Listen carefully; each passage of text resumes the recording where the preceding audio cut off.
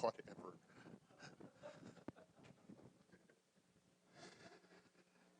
Okay. We're going to finish up Samuel, or 2 Samuel chapter 3. We didn't finish that up last week, so we're going to do that hopefully today. Get into chapter 4. The beginning of chapter 3 last week, if we remember, we were talking about Abner had decided that he was going to try to make amends, and he was going to get David talked with the leaders of the Benjamites and the other tribes of Israel and try to get them to where they would take David as their leader. And he did that, and he presented that before the elders, and they were all in agreement to it. So he comes to David, and he kind of makes a peace pact, and he says, listen, David, I'm going to be on your side. This is what's going to happen. Because Ishbosheth, remember, had made a false accusation. What we assume is a false accusation about Ishbosheth had falsely accused Abner. I kind of tend to feel like it was a false accusation. I don't know. However you feel about it, it's your own opinion. But I kind of feel that way. And Abner said, all right, son, that's enough then. I'll just go to David will be the man. He's the man I believe he needs to be rightfully the king.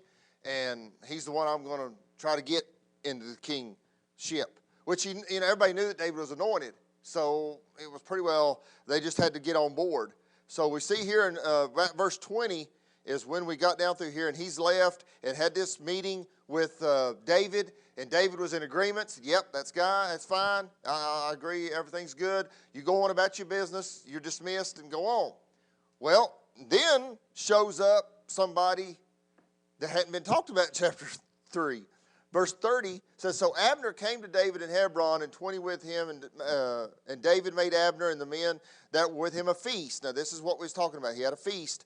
And Abner said unto David, I will arise and go, and will gather all Israel unto the Lord, that they make a league with thee, and that thou mayest reign over all thine heart desireth. And David sent Abner away, and he went in peace. So they said, all right, that's good. We'll agree on that. You can go. Everything's good.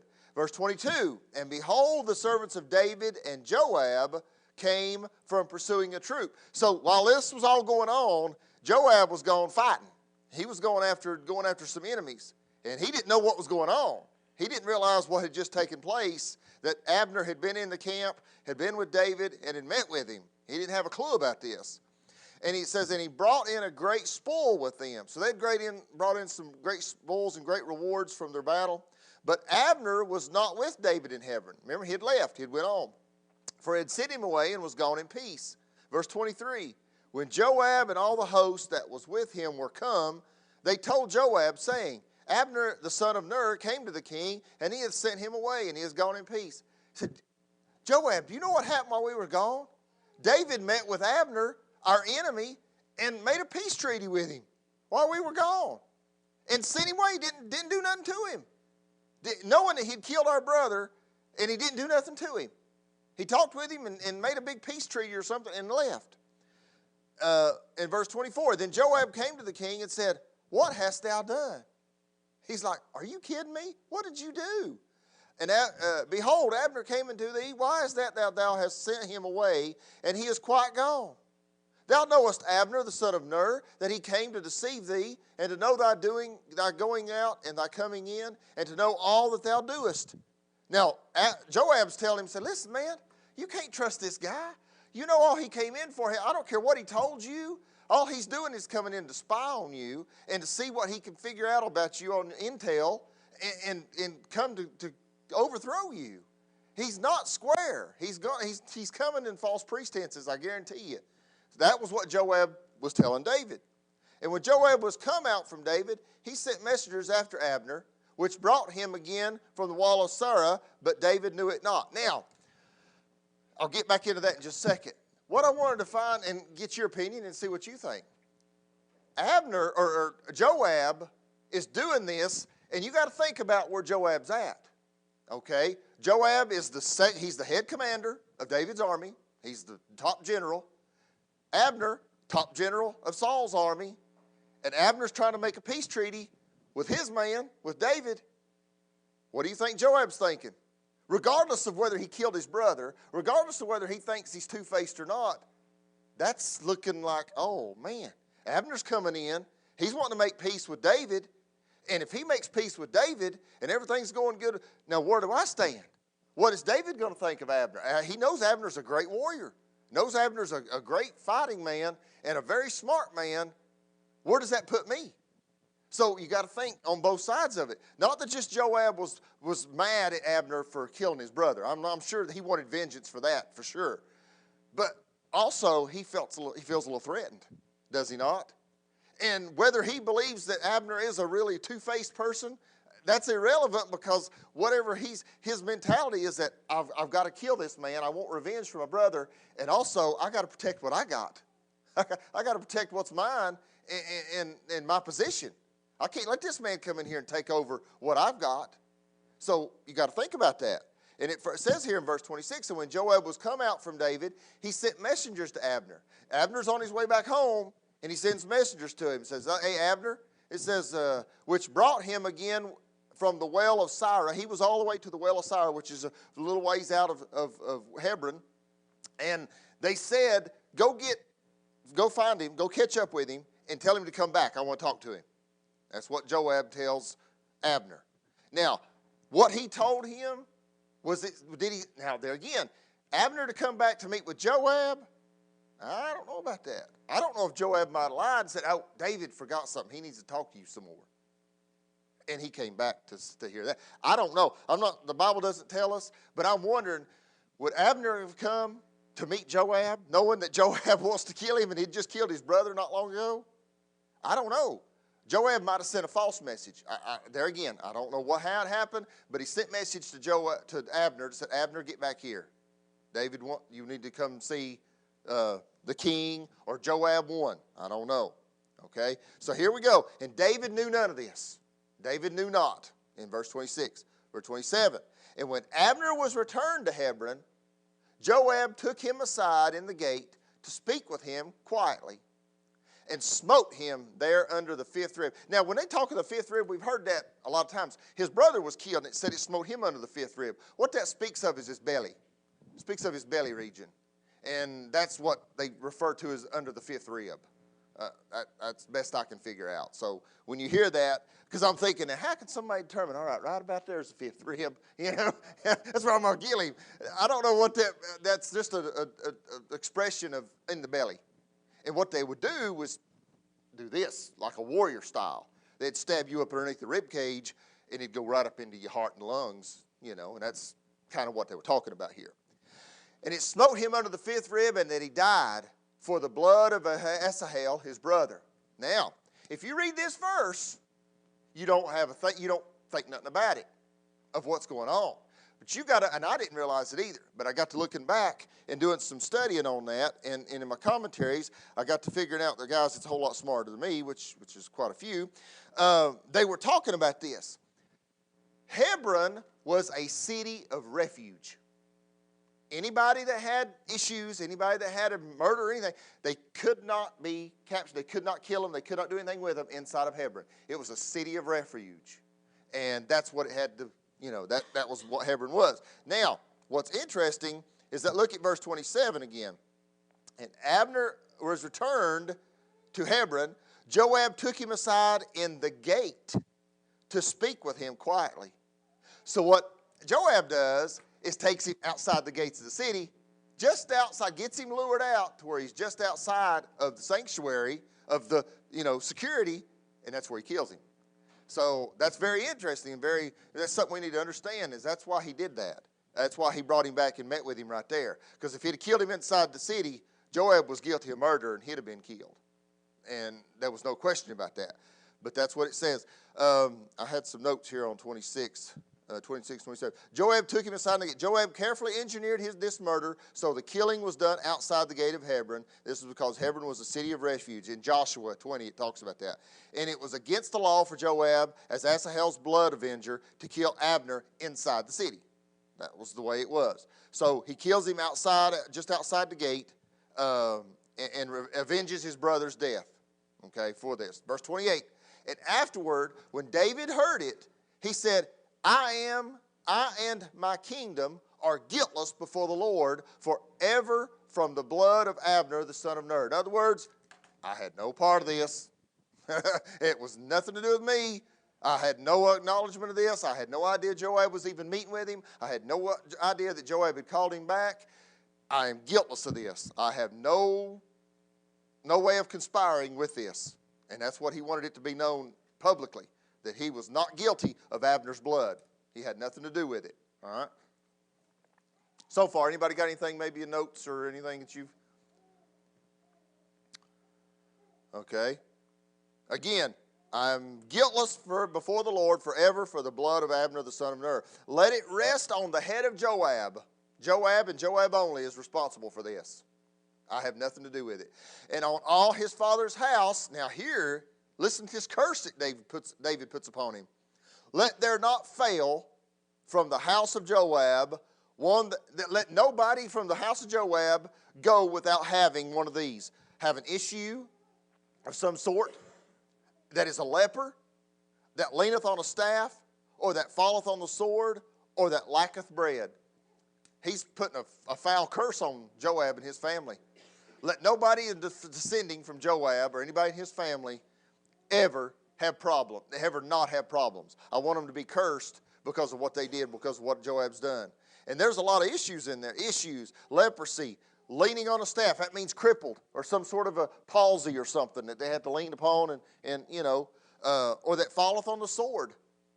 A man that'll kill himself, I guess. I don't know exactly that particular phrase. I didn't look that up. Or that lacketh bread.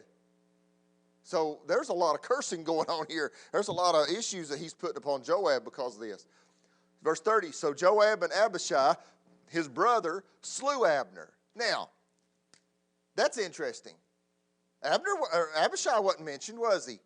What I think, in my personal opinion, there again, we ain't dying over this stuff, but I believe that Abishai was either had part to do with the message, the false message maybe, or he set it up somehow, he was sitting in the background, or he might have fenced in Abner when it come time for the stabbing or whatever. I don't know what happened, but I guarantee you Abishai was right there with him because it says so. It says so.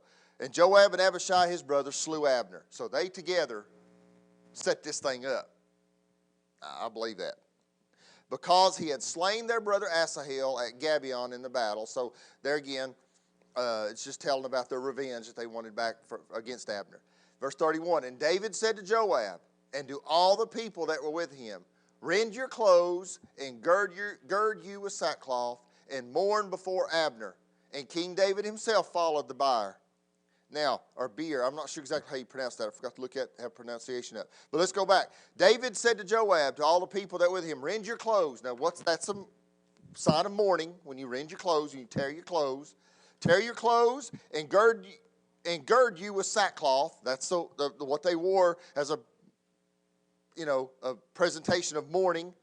And mourn before Abner. And King David himself followed the bier or the beer. I'm not sure how you pronounce that. What? Bier. I thought it was bier. That's like a coffin.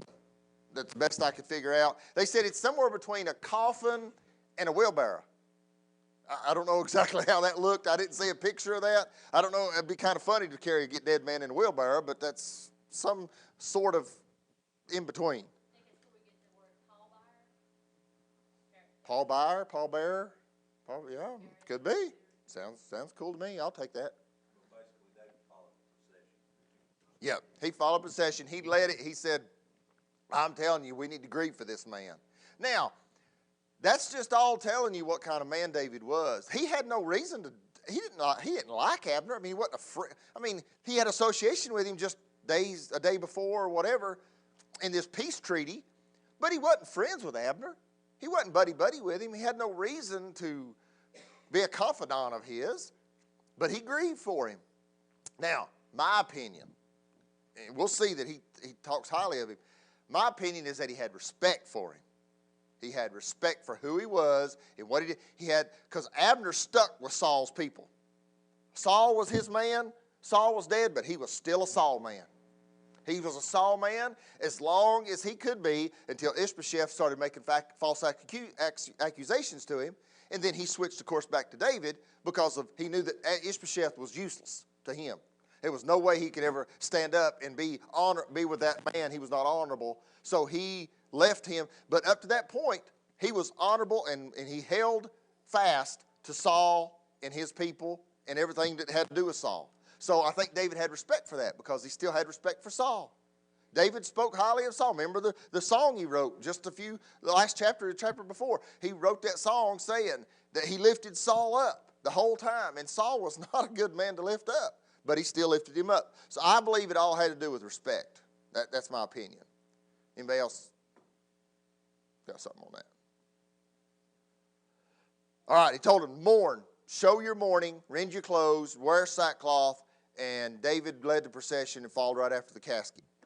And they buried Abner in Hebron, and the king lifted up his voice and wept at the grave of Abner, and all the people wept. So there was a great mourning. And the king lamented over Abner and said, died Abner as a fool dieth. Now, that's kind of an odd statement, isn't it? He's respecting this man and making all this procession and all this stuff going on, but he still says that he died as a fool. Now, what do you think he meant by that? I kind of was curious about that too, so I tried to find out what the greater minds had to say about that. And they feel like what David is talking about here is that Abner was really played like a fool, letting himself be conned into meeting with Joab and getting himself outside of the gate and dying the way he died, because that was not a smart move on Abner's part. He knew better. He knew the consequences of where he was at and what was going on, that what could happen did happen, and he should have been aware of that. But Abner was foolish, and he died as a fool. And it says here, now the next verse kind of gives us an indication. Thy hands were not bound, nor thy feet put in fetters, as a man falleth before wicked men, so fallest thou. And all the people wept to get over him. In other words, he's saying, you were a fool, Abner, in a way, because you weren't bound down, you weren't interrogated, or you weren't incarcerated, you were not tied up. You did not have, Joab did not overtake you because of a weakness that you had put upon you. You did this of your own. You let yourself be caught in this kind of situation, and you should have been smart enough to understand that this could have happened. You should have played your cards better, and you didn't. You played like a fool, and that's what got you killed. He had respect for him, but he still knew that it was his fault. He died of his own, whatever you want to go, he died of his own hands in a way. He let himself be set up, and he wasn't playing it smart like he should have been. That's the best I can read about that. Anybody got a comment?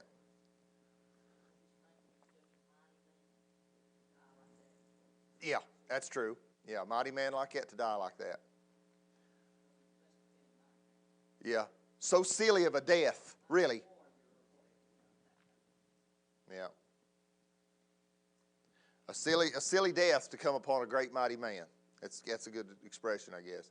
And when all the people, verse 35, when all the people came to cause David to eat meat while it was yet day, David sware, saying, do so, God, to me, and more also, if I taste bread, or aught else till the sun be down. In other words, may God curse me if I eat. I can't. I'm in mourning. I'm not going to eat. I'm going to mourn the way I'm supposed to mourn for this man. And all the people took notice of it, and it pleased them. And they realized, this man's authentic. This man's genuine. He's the real deal. And whatsoever the king did pleased all the people. So this was a great benefit to David's PR, his public relations. Well, and that's kind of what I was thinking there the same way. Abner was really over the other 10. Mm-hmm. Even though Abishai or whatever, Ishbosheth, yeah. He put him up there, but yet Abner actually had to rule. And I think David's doing here was, he was genuinely in mourning for Abner, but yet I think also he realized that Abner was such a great man. He had the people in his hand. The way he went about this eulogy, if Yeah. you will, he gained the favor of those people. Yeah. For Abner. Yeah. Yeah. Because he showed him respect. He gained the respect of the people. All right, anybody else? Verse 37, for all the people and all Israel understood that day that it was not of the king to slay Abner the son of Ner. They knew David was not guilty. David had nothing to do with it, and he was guiltless. And the king said unto the servants, know ye not that there is a prince and a great man fallen this day in Israel? Again, he lifts Abner up. Do you not know what we lost? We've lost a great man here. We've lost a great warrior. Verse 39, and I am this day weak. Though anointed king, I'm weak, he said. Though I'm anointed, I'm still weak. And these men, the sons of Zeruiah, be too hard for me. The Lord shall reward the doer of evil according to his weakness. Now he's talking about Joab, is who he's talking about. These men are too hard, they're too wicked. They're doing things that's not what I condone. It's not what God has told them to do. And it says, and the Lord shall reward the doer of evil according to his wickedness. What goes around comes around. He'll get his reward. God will take care of him. Okay? So that's chapter 3. Chapter 4 goes right in and it continues. Verse 1. And when Saul's son heard that Abner was dead in Hebron, who are we talking about? Who's Saul's son? Ishbosheth. So he's talking about. When he heard that Abner was dead in Hebron, his hands were feeble, and all the Israelites were troubled. So, of course, Ishbosheth's like, oh, man, it's over. I'm a dead man. It's over. I ain't got nobody to protect me. Abner's left me. Now he's dead. Even when he had left me, I thought, well, maybe there might be a chance to get him back. But now he's dead. And Ishbosheth has no protection. Ain't nobody going to be on his side. He's too weak. There again, that's what I picture him as, a weak little frail person that has no backbone and has no way of standing up for himself. He's just a figurehead. And now he knows it too. He knows that it's over. Verse 2, and Saul's son, Ishbosheth again, had 2 men that were captains of bands. The name of one was Baanah, and the name of the other was Rechab. Now, I'm just guessing at these pronunciations. That's close enough, I guess. The sons of Rimmon, a Beerothite of the children of Benjamin, for Beeroth also was reckoned to Benjamin. Now, what this is talking about is 2 men that are out of Saul's army of the house of Benjamin. And they were great captains. You might say if Abner was a general, these men were like corporals. Or not corporals so much, but maybe colonels. Colonels, not corporals. Colonels. Maybe they were colonels or so. They were just under Abner, all right? And they were over certain troops, and they were over certain band of people, a band of the soldiers.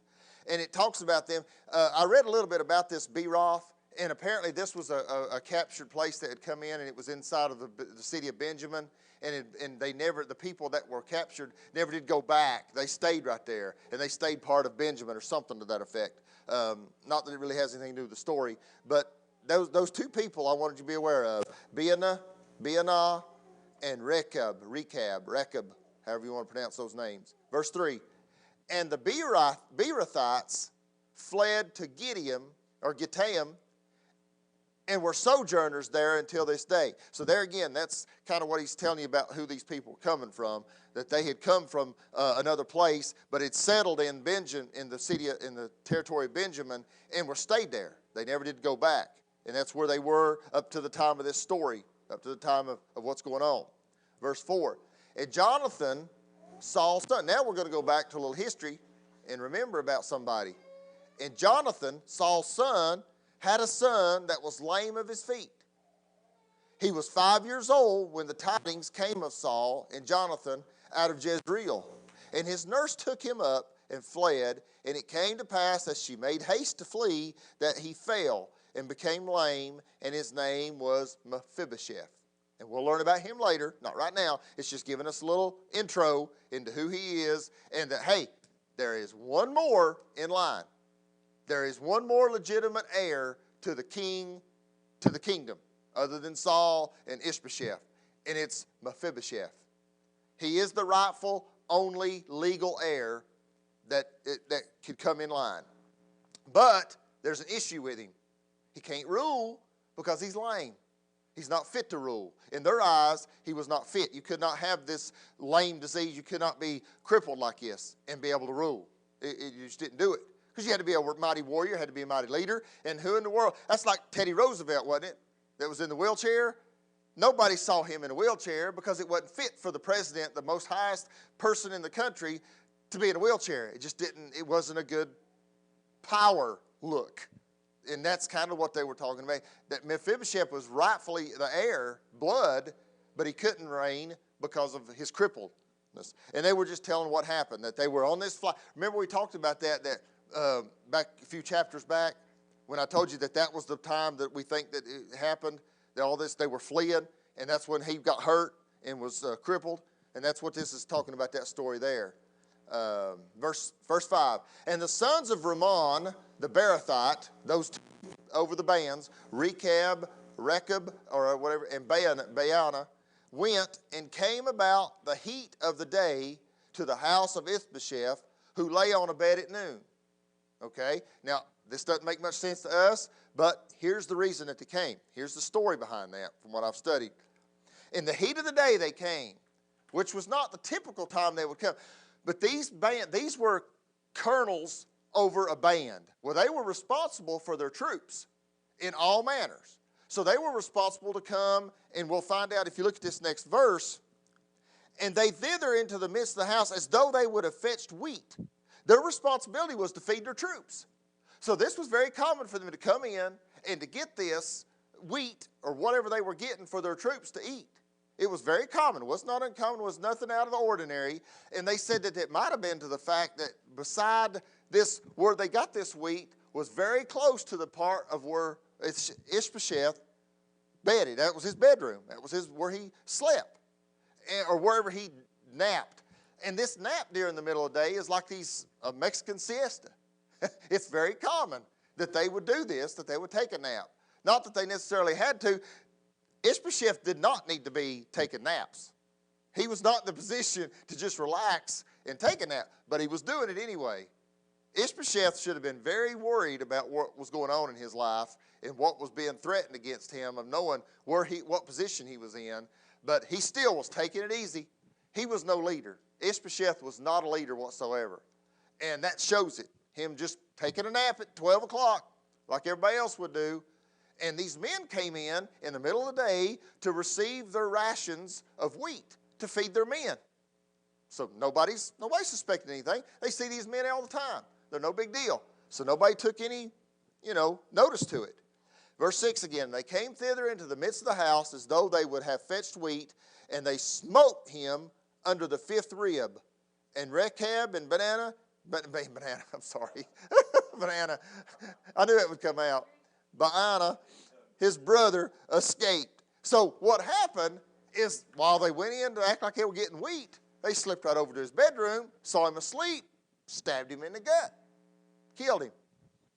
Just as quick as that. No big deal. There again, I've read commentators said this was a bad thing. Ishbosheth, he had no recollection of how to lead. He had no recollection of how to be a king because he would have been guarded when he was asleep. He'd had guards around him. Just like the president. President don't go anywhere, don't do anything without people around him. It don't happen. And he should have been the same way. He should have been on guard. He should have been having people watch out for him. But he didn't. So that just tells you again that he was no leader. Verse 6. And they came thither into the midst of the house as though they would have... Oh, I'm sorry. I read that already. Verse 7. For when they came into the house, he lay on his bed in his bedchamber, and they smote him and slew him and beheaded him. Verse 7 it was. And took his head and gat them away through the plain all night. So they don't only just kill him, they take his head from him. And where do you think they're heading? It says they travel all night. Where are they going? They're going to David. They're going to David. That's exactly where they're going. And they brought the head of Ishbosheth unto David to Hebron, and said to the king, Behold, the head of Ishbosheth, the son of Saul, thine enemy. They always think that Saul's his enemy. In their eyes he is, and most people, I don't see why they wouldn't, but that's what they keep calling him. Which sought thy life, and the Lord hath avenged my lord the king this day of Saul and of his seed. So in other words, we've done what you wanted. We've got you the head of the ruler that was out, the last reign that we can tell of. We've got his head for you as a reward. We went and killed him. And now everybody's gone from the house of Saul.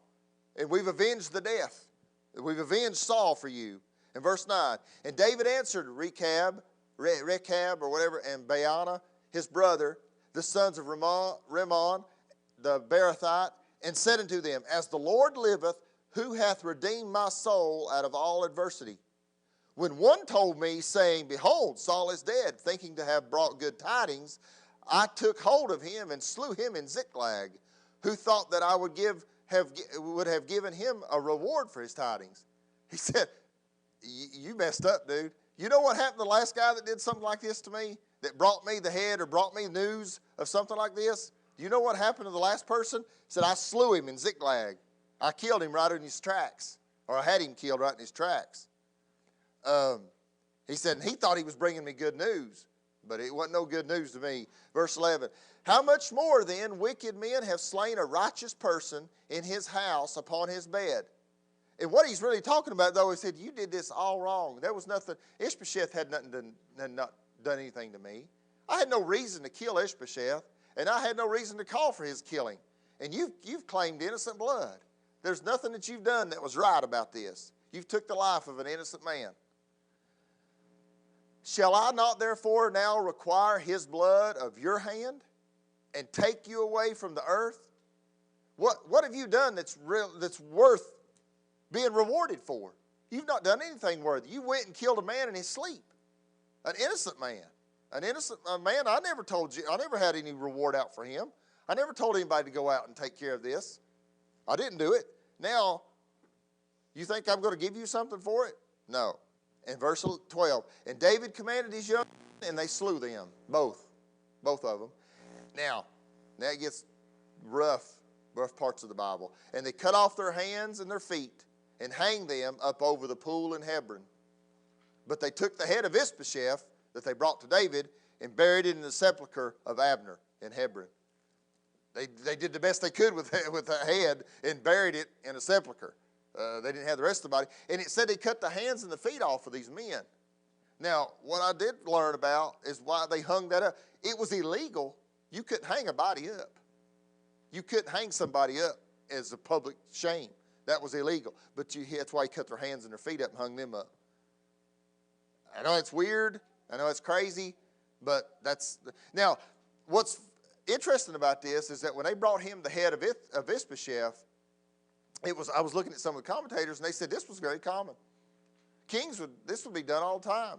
They would have somebody go after the head, say, I want the head of so-and-so. And they'd bring it to him, and they'd see that all the time. David had the head of Goliath.